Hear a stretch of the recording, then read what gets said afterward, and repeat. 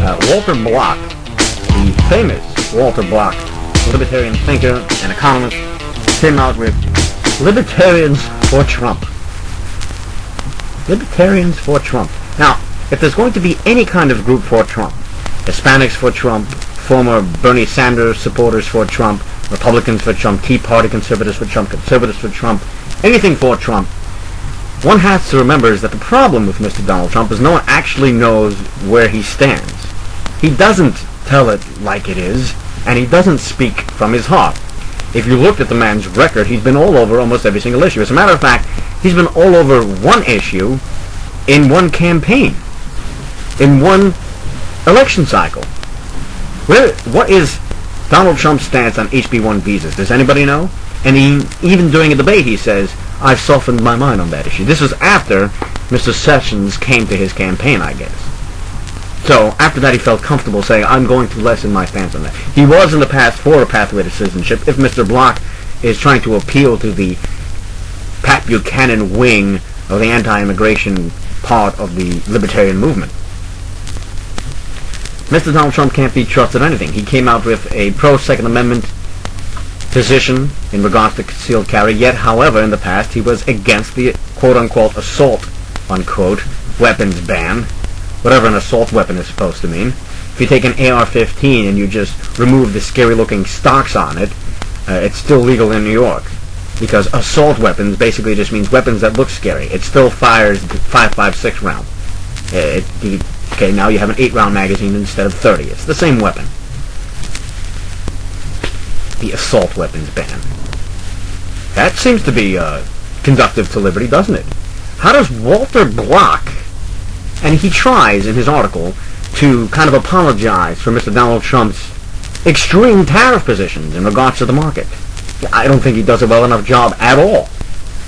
Have we learned nothing from Smoot-Hawley? I mean, didn't the von Mises Institute make its bones in describing exactly how the United States went wrong in the Great Depression and the New Deal? One of them was extreme critiques of Mr. Hoover and his policies before the Great Depression. This is who Walter Block is backing? Really? Seems strange. It seems strange for any kind of libertarian to back an individual who attempted to abuse eminent domain by throwing an old lady out of her home, and yes, forcing someone to sell, as libertarians are well aware, is the same thing as forcing somebody to buy, be it Obamacare, is the same thing as theft, and outright theft with a gun to somebody's head. Whatever happened to the non-aggression principle? I thought we didn't believe in coercion and force. And libertarians aren't ignorant enough to come up with responses like, well, we need eminent domain to build bridges, bridges and other public works.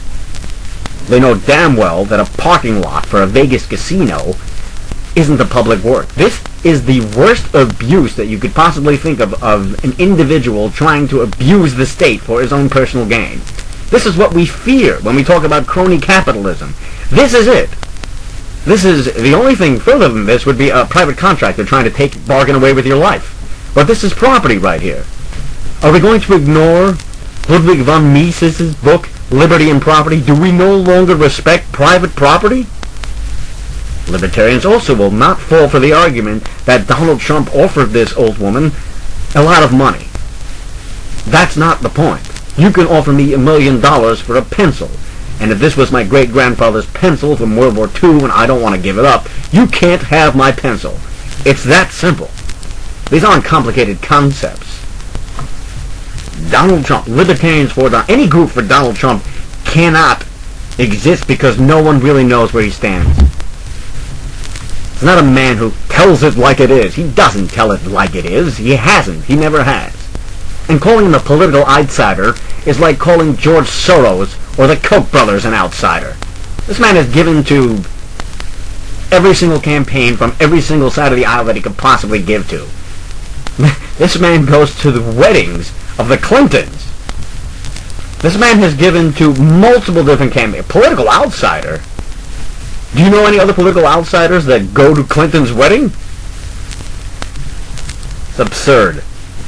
Right after Donald Trump said when interviewed who he looks to for foreign policy advice, I look to myself because I have a really big brain. I guess this goes along the lines of, I know words, I know really big words, I know the best words kind of thinking, articles have appeared attacking the Cruz campaign for having Andy McCarthy as their foreign policy advisor, amongst other individuals.